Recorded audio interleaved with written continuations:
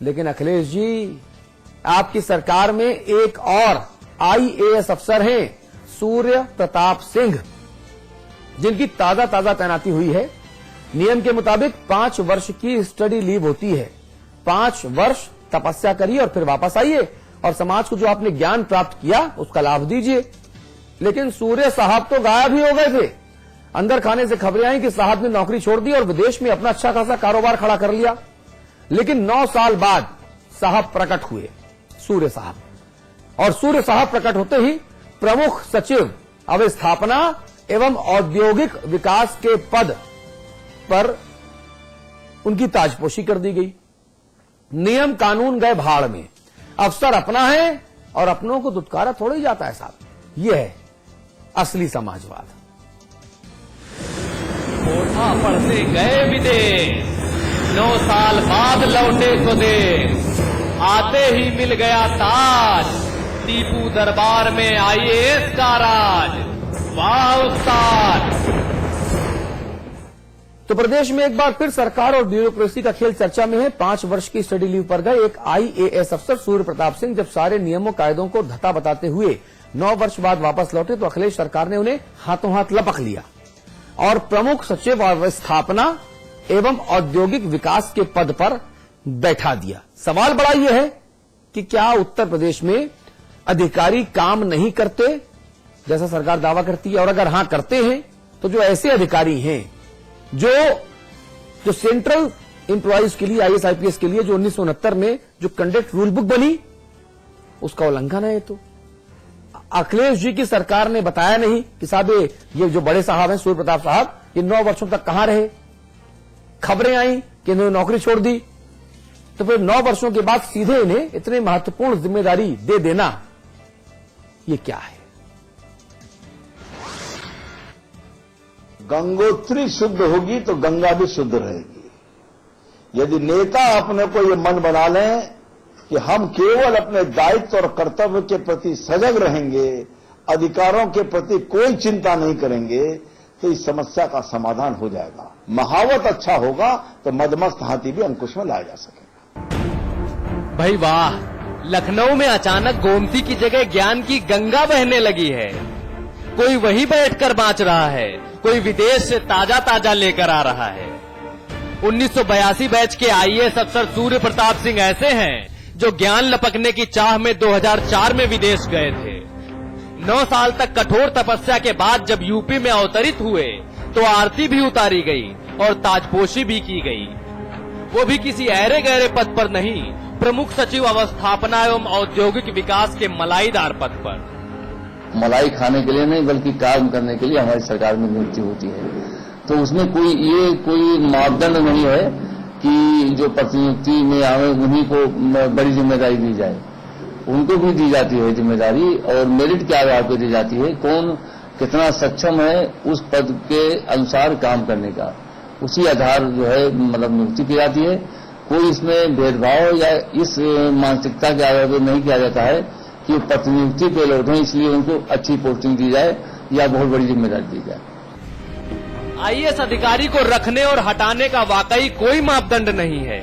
कभी सांप्रदायिक सद्भाव के नाम पर हटा दिया जाता है, कभी नजदीकियों के नाम पर लपक लिया जाता है।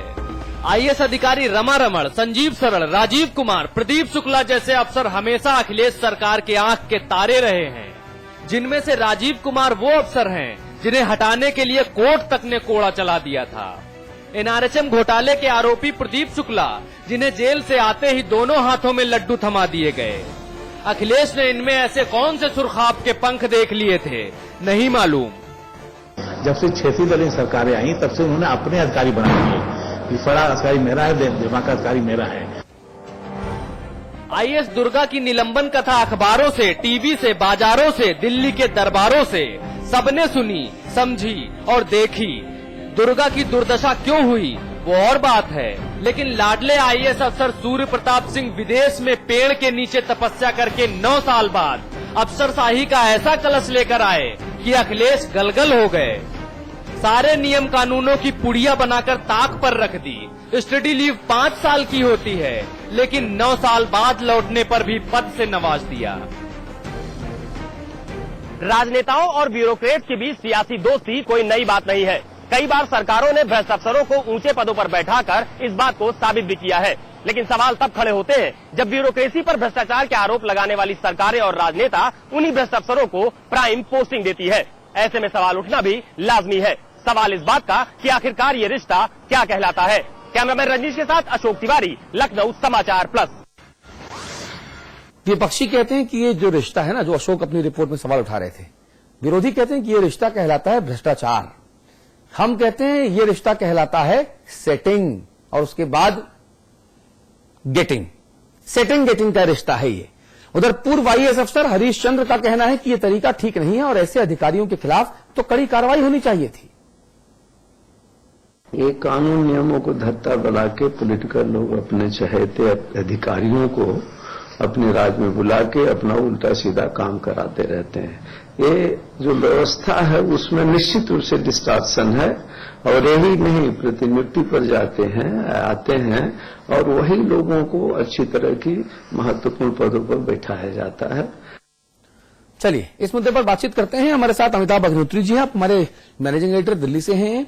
हमारे साथ सीबी पांडे साहब हैं, आप माननीय राज्यपाल के पूर्व सलाहकार हैं। हमारे साथ शिव प्रताप शुक्ला जी हैं, आप हमारे बड़े भाई हैं और भारतीय जनता पार्टी के नेता हैं, प्रवक्ता हैं। एसपी यादव साहब जो राज्य मंत्री हैं, जंतु उद्यान विभाग जिनके पास है, हालांकि बोलते हर मुद्दे पर हैं, अच्छे इंसान हैं, वो अभी हमारे साथ जुड़े नहीं हैं। पांडे साहब मुझे पहले बताइए, ये जो रिश्ता है, रिश्ता कहलाता क्या है? हम कहते हैं ये सेटिंग है, विरोधी कहते हैं ये भ्रष्टाचार है। आपके हिसाब से तकनीकी भाषा में रिश्ता क्या कहलाता है? तकनीकी भाषा में तो सिर्फ गवर्नमेंट के सर्वेंट हैं वो। हाँ। और गवर्नमेंट कोई एक मुख्यमंत्री गवर्नमेंट नहीं है, गवर्नमेंट पूरी एक सरकार होती है जिसमें कि ब्यूरोक्रेट्स जो पब्लिक सर्वेंट हैं हमारे, वो कानून के हिसाब से काम करते हैं। अब हर गवर्नमेंट सर्वेंट जिसकी भी चाहे आईएएस हो या पीसीएस हो या किसी भी स्तर का अधिकारी हो, एक कोड ऑफ कंडक्ट से बंधा हुआ है।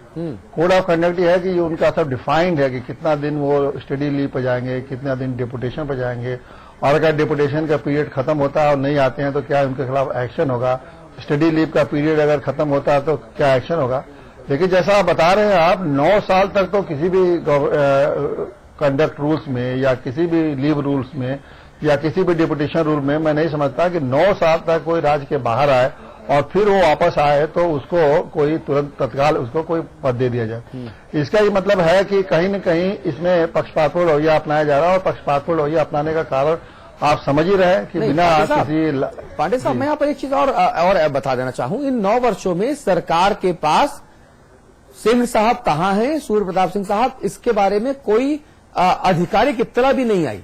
सूर्य प्रताप सिंह साहब की तरफ से सरकार को कोई आधिकारिक कम्युनिकेशन भी नहीं किया गया और जो बाद के 4 वर्ष हैं उसमें तो ये कम्युनिकेशन बिल्कुल भी नहीं किया गया। चलिए माना कि अगर सूर्य प्रताप सिंह साहब दावा करते हैं कि नहीं मैंने तो शुरू के 5 वर्षों में कम्युनिकेशन रखा, जो अवधि थी स्टडी लीव की, तो जो बाद के 4 वर्ष थे इसमें तो इनको लापता घोषित कर दिया जाना चाहिए था, क्योंकि बाद के 4 वर्षों में कोई भी इत्तला सरकार को नहीं दी इन्होंने। नहीं, वो कानून है। अगर आप 5 साल तक अगर आप सेवा में लापता है, 5 साल तक, 4 साल तो नहीं हो, 5 साल तक, मुझे लगता है कि वही 5 साल का अवधि नहीं पूरा हुआ इसीलिए 4 साल में आए। अगर 5 साल तक लगातार आप लापता है तो आपको माना जाता है कि आपकी सेवाएं समाप्त समझी जाती हैं। तो इसलिए लगता है 5 साल पूरा होने के पहले ही वो 4 साल में उन्होंने समझ लिया कि हमारी सेवाएं ऑटोमेटिक न समाप्त हो जाए, इसलिए हम चले यहाँ है। लेकिन फिर भी अगर वो आते भी हैं तो सरकार के दायित्व है कि उनके खिलाफ पूछे कि 4 साल तक कहाँ थे। अगर 4 साल तक वो सेटिस्फैक्टरी एक्सप्लेनेशन नहीं दे पाते, संतोषजनक उत्तर दे, तो उनकी सेवाओं को उनको सस्पेंड करके उनके ऊपर डिपार्टमेंटल इंक्वायरी कर सकती है। 4 साल तक बिना इतला किए हुए सरकार की सेवा से बाहर रहते हैं तो आपके खिलाफ डिपार्टमेंटल इंक्वायरी चलना ही चाहिए। डिपार्टमेंटल इंक्वायरी के इंतजार करने के बाद ही आपको सेवा में लेना है कि नहीं लेना है, इस पर निर्णय लेना चाहिए था। अच्छा, सारी कार्रवाई आप हिसाब से। पांडे साहब, मैं एक चीज और आपसे पूछना चाह रहा था अपने ज्ञान के लिए, अपने 20-22 करोड़ दर्शकों के लिए, कि आप अगर स्टडी लीव पर भी गए तो सरकार में तो ये भी व्यवस्था है कि आप जहां जा रहे हैं, जिस देश में जा रहे हैं, जिस कारण से जा रहे हैं, जिस विश्वविद्यालय या इंस्टीट्यूट में जा रहे हैं, जिस व्यक्ति और या जिस शिक्षक के अंतर्गत आप पढ़ने जा रहे हैं, उन सब का ब्यौरा होना चाहिए ना। तो ये भी तो पूछा जाना चाहिए कि 5 वर्षों तक आपने कौन सा ज्ञान अर्जन किया और किस ब्रश के नीचे बैठकर।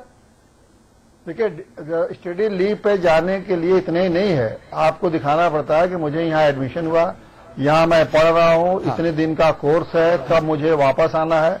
जैसे ही कोर्स खत्म हुआ तो वहां से उनको रिलीव होना है, आके अपनी ज्वाइनिंग यहाँ देनी है। ये सारी प्रक्रिया है। ऐसा नहीं है कि सरकारी अधिकारी जब चाहे जब जहां जा सकते। एक एक दिन का अकाउंट, एक एक दिन का हिसाब आपको देना पड़ेगा, और अगर एक एक दिन का हिसाब आपने नहीं दिया तो वो टोटल दुराचरण की श्रेणी में आता है, मतलब मिसकंडक्ट आता है। और मिसकंडक्ट के लिए आपके खिलाफ डिपार्टमेंटल इंक्वायरी करके आपके खिलाफ एक्शन होगा।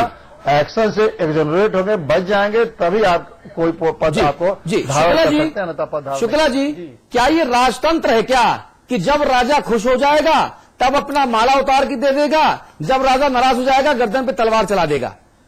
क्या ये राजतंत्र है? देखिए अतुल जी, अभी जो आपने कहा सेटिंग और गेटिंग, हाँ, मुझे लगता है कि आपको भी ध्यान होगा कि उत्तर प्रदेश के मुख्यमंत्री जी अभी थोड़े दिन पहले विदेश गए थे, और ये सज्जन भी जो आए हैं विदेश से ही लौट करके आए हैं।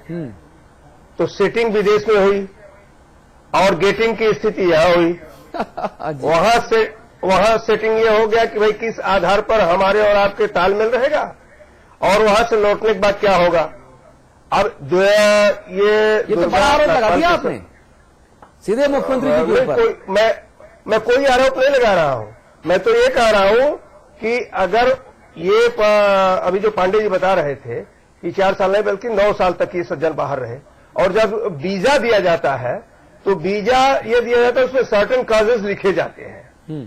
तो उनको जब वीजा दिया गया था सूर्य प्रताप सिंह जी को, तो ये कहा गया कि यहां जाएंगे, इस विश्वविद्यालय में ये करेंगे, सब कुछ करेंगे, और 5 साल स्टडी लीव थी, और 5 साल के बाद 4 साल तक गायब रहे। पिछली सरकार से लेकर के आज तक किसी ने नहीं पूछा। ये जरूर हमने सुना है कि आईएएस इतने प्रभावी होते हैं कि वो कुछ भी कर सकते हैं। सूर्य प्रताप जी का यह उदाहरण दिया जा सकता है कि वह इतने प्रभावी है आईएएस कि यहां आकर के सेटिंग और गेटिंग का ही विषय है। अगर सेटिंग गेटिंग किया होता तो दुर्गा नागपाल भी सस्पेंड नहीं हुई होती। सेटिंग गेटिंग न होने का मतलब, सेटिंग गेटिंग तो उधर उनसे था जो अवैध खनन करा रहे थे, इस नाते दुर्गा नागपाल जो है निलंबित हो गई। बहाना कुछ दूसरा लगाया गया। राजीव कुमार जी की सेटिंग क्या है कि नीरा यादव के साथ 3 वर्ष की कैदे बामशक्कत की सजा हुई और अभी भी वो मुख्य सचिव डीओपीटी हैं? ये सेटिंग मुझे समझ नहीं आई शुक्ला जी। और ये वही सुनिए, और ये वही राजीव कुमार हैं जिन्होंने यूपी पीसीएस के द्वारा एक ऐसा विवादित त्रिस्तरीय आरक्षण व्यवस्था को बिना मुख्यमंत्री जी और मुलायम सिंह जी यादव के संज्ञान में लाए अपने दस्तखत से माननीय राज्यपाल के पास भेज दिया। ये भी आरोप लगे। ये वही दागी अधिकारी हैं राजीव कुमार। इनकी सेटिंग थोड़ा समझाइए हमको। इनकी सेटिंग अगर थोड़े दिन पहले और जाएंगे तो कभी गोरखपुर के कमिश्नर थे, मंडल के, अच्छा, वहां भी उन्होंने यह काम किया था। और इसके बाद के ऐसे लोगों की सेटिंग गेटिंग की जो स्थिति होती है, वास्तव में अखिलेश सरकार हुआ चाहे पिछली मायावती जी की सरकार हुई, मुझे कहने में हिचक नहीं है कि ये लोग अधिकारियों के ताश के पत्ते की तरह से पलटते रहते हैं, और उस अधिकारी को जो तुरंत इनको तात्कालिक लाभ दे सके उसको पद दिया करते हैं। तो सूर्य प्रताप सिंह जी हुए चाहे राजीव कुमार जी हुए, इन सभी लोगों को अपने लाभ के लिए पूरी तौर पर सरकारें प्रयोग कर रही हैं। अब ये अलग की बात है कि यह लोग कब तक प्रयोग होते रहेंगे। बहुत बड़े अमिताभ जी, चाहे वो संजीव शरण हो, राकेश बहादुर हो, चाहे ये जो नगीने हो, नीरा यादव जी रही हो, प्रदीप शुक्ला हो, एक इतना बड़ा एक पूरा नेक्सस है, एक पूरा रैकेट है जिसमें आईएएस अफसर बहुत प्रबल भूमिका में है। तो मुझे लगता है आज हमको अपनी बहस केवल सूर्य प्रताप के प्रताप तक कन्फाइंड रखनी जी। बहस बहुत नामों तक उलझ जाएगी, तो बहस डाइल्यूट हो जाएगी। आज का मुद्दा थोड़ा सा अलग है। ये मुख्यमंत्री के उस विशेषाधिकार को चुनौती नहीं है कि किसको कहां काम पर लगाए। उसको तो सम्मान है। आपको जनता ने जनादेश दिया है, चाहे जिसको जहां लगाइए। 3 प्रश्न मौलिक उठाता हूं। एक बात शिवप्रताप जी से कह दूं, सूर्य प्रताप जी का प्रताप अखिलेश जी की सरकार में नहीं रहा। आपकी पार्टी की सरकार थी तो एक मुख्यमंत्री के नाक के बाल हुआ करते थे शुक्ला जी, और जिस जिले में कलेक्टर थे उस जिले से जो मंत्री था वो खून के आंसू रोता था इनके प्रताप से, खून के आंसू, और इनका बाल बांका नहीं होता था। ये तो आपको याद होगा। ये आज के प्रतापी नहीं है, ये उस समय भी प्रतापी थे जब आपकी पार्टी की सरकार थी। मैं उस सरकार की बात नहीं कर रहा, इसमें आप मंत्री थे।